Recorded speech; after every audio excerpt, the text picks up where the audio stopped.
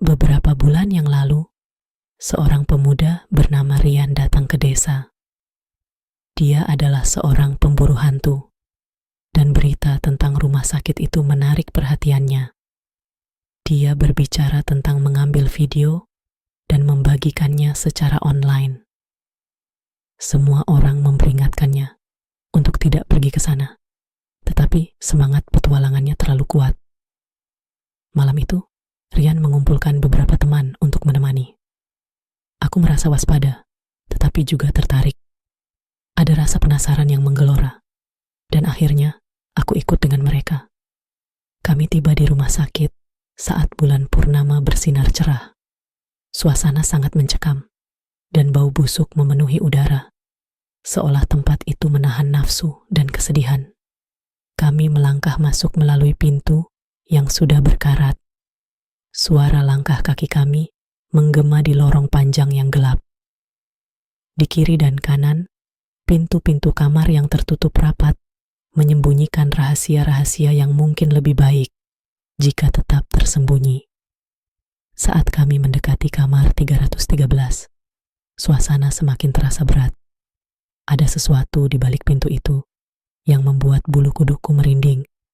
Rian dengan berani membuka pintu, dan di dalamnya kami melihat ruangan yang gelap dan berdebu.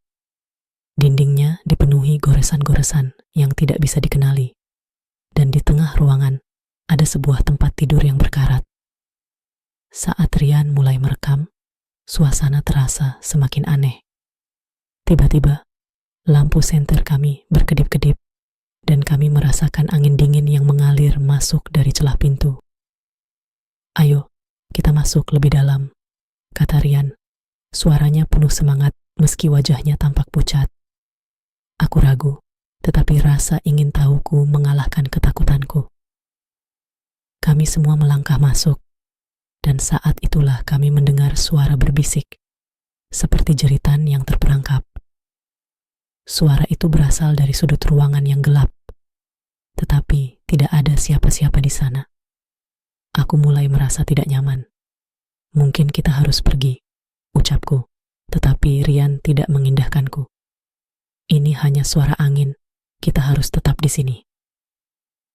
Tiba-tiba, pintu kamar 313 tertutup dengan keras, dan kami terjebak di dalam.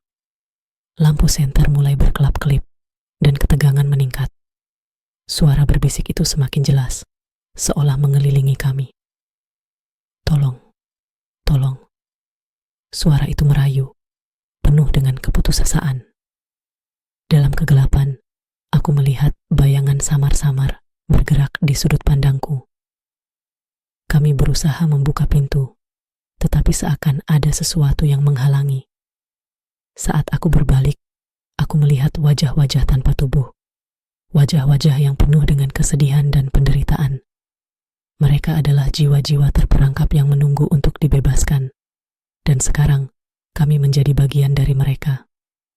"Apa yang kalian lakukan di sini?" Suara itu menggema, menembus pikiran kami. Kami tidak ingin diganggu.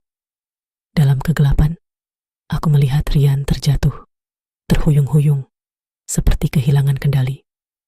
Dia berteriak ketakutan, dan dalam sekejap, semuanya menjadi kaos. Kami berlari ke arah pintu, tetapi bayangan-bayangan itu menghalangi jalan kami. Suara jeritan dan tangisan memenuhi ruangan. Dalam keputusasaan, aku berusaha menerobos, dan akhirnya pintu terbuka dengan sendirinya. Aku melarikan diri tanpa melihat ke belakang, diikuti oleh teriakan teman-temanku yang ketakutan. Kami berhasil keluar dari rumah sakit, tetapi Rian tidak pernah muncul. Setelah malam itu, semua orang di desa mengetahui apa yang terjadi. Kamar 313 tetap terkurung dalam kegelapan, menyimpan rahasia yang tak terungkap. Aku tidak pernah kembali ke sana, tetapi setiap kali malam tiba, aku mendengar bisikan lembut yang memanggil namaku. Suara itu mengingatkanku pada Rian, dan aku tahu hutan itu belum puas. Kamar 313 masih menunggu untuk mengambil lebih banyak jiwa.